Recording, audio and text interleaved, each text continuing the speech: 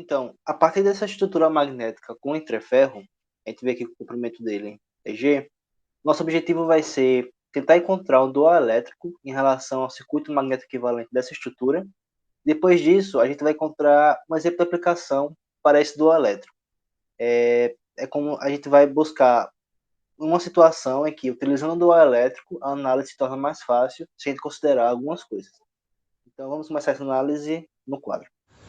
O primeiro passo é encontrar o circuito magnético equivalente da estrutura magnética.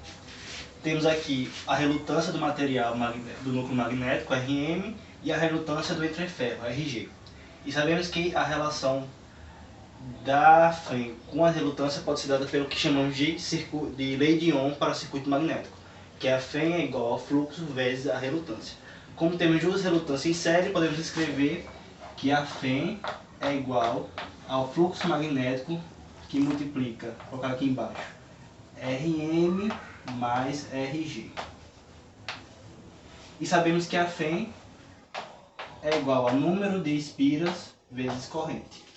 O segundo passo é a gente utilizar o fator N, que é o número de espiras, para mudar um pouco nossas relações, tanto de Fen, fluxo e de relutância. Primeiro, eu divido a minha Fen por N, eu multiplico o meu fluxo por N e eu divido tanto a minha relutância do material quanto a relutância do entreferro por N quadrado. Se a gente lembrar da relação que a gente viu agora há pouco, que a Fen é igual ao fluxo magnético, que vai multiplicar o Rm mais o Rg, a gente vai ver que essa inclusão do fator N nesse circuito não vai interferir no resultado. Por quê? No caso, se eu mudar a Fen F por F sobre N, se eu mudar o fluxo, multiplicar por N, e se eu dividir o Rm por N quadrado e o Rg por N quadrado. Primeiramente, a gente vê que esse N que eu multipliquei pelo fluxo vai cortar com esse quadrado do Rm e o quadrado do Rg. Depois a gente vai ver que vai sobrar F sobre N igual a fluxo, que multiplica Rm sobre N mais Rg sobre N. Vai sobrar isso. E se a gente passar esse N multiplicando para cá, a gente vai cortar esse N e esse N aqui. E vou obter minha relação do início, que é F é igual a Rm, igual a fluxo, multiplica Rm mais Rg. Então, a inclusão desse fator N não vai interferir no nosso resultado. Mas por que então nós usamos esse fator N? Primeiramente, se a gente observar, a gente viu que Fen é igual a Ni. Então, F sobre N aqui vai ser igual a corrente. Então, eu posso substituir esse F sobre N por I. Fluxo vezes N. A gente sabe que o fluxo concatenado é igual a fluxo magnético vezes N. Então, esse resultado aqui é o meu fluxo concatenado. E também a gente lembra lá que a indutância é igual ao N quadrado sobre a relutância. O fluxo, a indutância própria, né? Então, se a gente observar aqui, está o inverso dessa relação. Então, essa relação aqui é 1 sobre a indutância do material. É como se fosse, né? E 1 sobre a indutância do entreferro. Fazendo essas relações, nós vamos conseguir encontrar a dualidade do circuito elétrico no próximo passo. Então, lembrando lá das expressões que a gente achou, né? A gente tinha inicialmente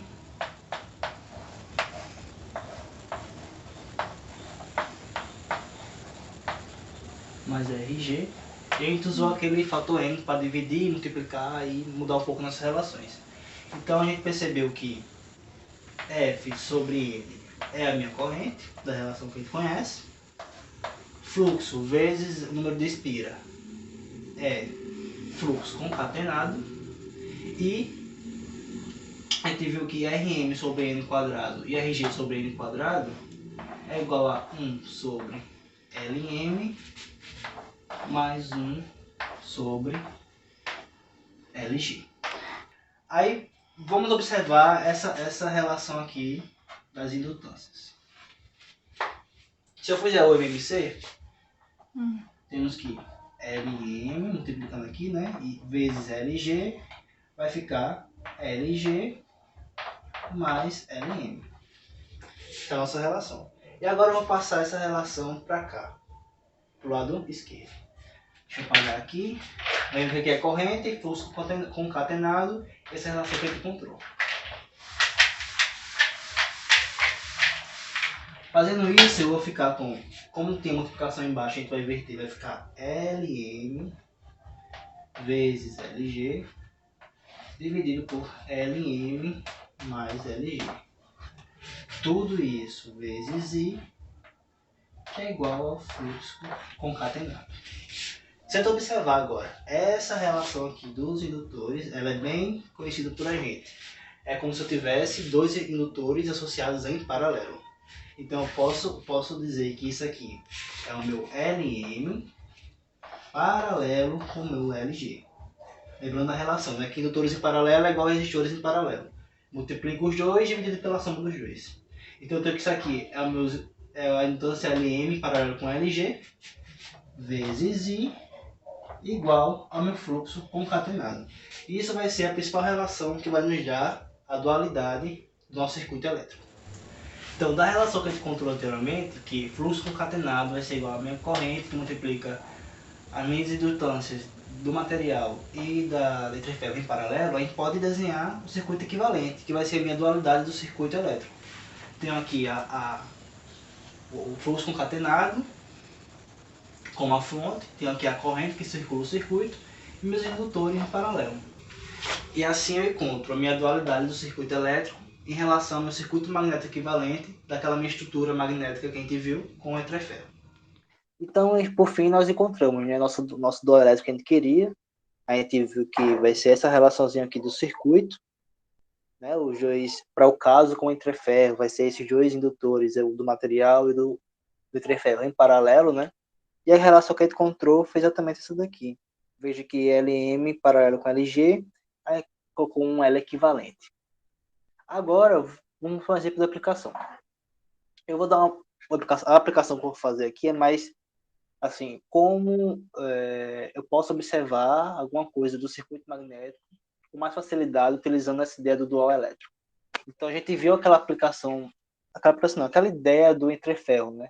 Que quando a gente inclui entreferro no material magnético, pode utilizar ele para linearizar a relação, né? Porque a gente viu que a relutância do material do entreferro vai ser muito maior que do material. Então, consequentemente, quando a gente vê lá o equivalente magnético, a gente pode até desconsiderar aquela relutância do material e meio que linearizar essa relação, né? A partir da permeabilidade do entreferro, que é a do vácuo. Então, vai ser meio que isso que eu vou mostrar, só que utilizando a ideia de dual elétrico. Então, o desenho aqui não está muito bonito, mas enfim. Temos aqui o nosso material magnético, a estrutura magnética com entreferro, e a gente tinha considerado a linearidade, né, nos casos anteriores, até agora. Vamos imaginar, então, que essa relação ela não é linear, nesse caso que a gente vai fazer agora. Então, tem aqui o nosso equivalente magnético, e aqui, deixa eu colocar de outra cor, e aqui está nosso dual elétrico, né? Só que observe que, como a gente não está lidando mais com a linearidade, o meu LG ele vai ser constante, claro, porque a permeabilidade dele é constante, mas o LM não vai ser constante. Então, eu posso dizer que o meu LM vai ser um LM dependente de I, LM de I. Certo? Mas daí eu vou usar relações que a gente viu no dual elétrico e a gente vai analisar essas mudanças que ocorrem na permeabilidade do material, o quanto vai atingir o nosso resultado, nosso circuito, com a presença do entreferro. Então, primeiramente, tem aqui, a gente viu que a indutância, né, vai ser, já que eles estão em paralelo, né, vai ser LM vezes LG, que multiplica LG mais LM. Então, aqui eu vou dividir no numerador e no denominador. Vou dividir por LM, então aqui pode ver que saiu LM, ó. Ficou LG, que multiplica 1 sobre 1 mais LG sobre LM.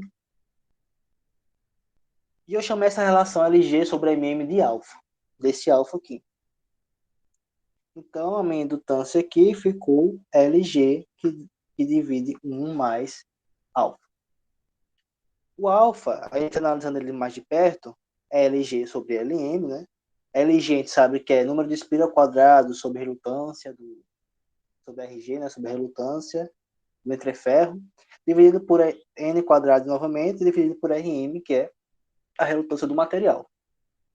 Eu corto aqui o N2 e encontro essa relação aqui, Rm sobre Rg. Abrindo ela novamente, a gente sabe a expressão do Rm, do Rg, manipulando ela, a gente encontra essa última relação final aqui. Mas por que ela é importante? Vamos lá. Aqui eu estou considerando que existe efeito de borda, que é aquele caso em que a gente dá um acréscimo na área do entreferro. Mas mesmo assim, a gente sabe que a área não vai ficar muito diferente da original, né? Do material, porque é um acréscimo muito pequeno. Então eu considerei que a área do entreferro sobre a área do material magnético é aproximadamente 1. Para isso, então, eu considerei que, vou colocar um aproximado aqui, que meu alfa vai ser aproximadamente essa relação que está aqui. Até aí, beleza. Daí, eu arbitrei um valor para essa relação, para essa razão do comprimento do material sobre o comprimento do entreferro. A gente sabe que o comprimento do material vai ser muito maior que o comprimento do entreferro, né? Que o entreferro é pequenininho. Mas por que eu fiz isso? Porque eu quero avaliar uma mudança de permeabilidade do material, que eu estou considerando não linear. Então ele varia. Eu não garanto que a permeabilidade do meu material que eu estou mexendo, ele vai ser constante. Então eu quero analisar nessa variação quanto vai atingir o resultado. Então, para isso, eu arbitrei aqui que Lm sobre Lg é 100. Então, a gente viu que os valores mais utilizados, os materiais mais utilizados, a permeabilidade relativa varia entre 2.000 até 6.000, né? E a permeabilidade relativa nada mais é do que a permeabilidade do material sobre a permeabilidade do vácuo, que é o do entreferro que a gente está usando. Que é essa relaçãozinha aqui. Então, considerando o nosso comprimento, né, a razão do nosso comprimento ser igual a 100, a gente faz aqui. E o valor maior, né, de alfa vai ser 100. Observa aqui, ó, a relação de alfa está aqui. Vai ser 100, que é a razão dos comprimentos, vezes 1 sobre 2.000, que é aqui, ó, essa relação μ0 sobre μ do material, é o inverso da permeabilidade relativa. Então, como 2.000 é um número menor, na divisão vai ficar o maior alfa vai ser com 2.000 embaixo, né?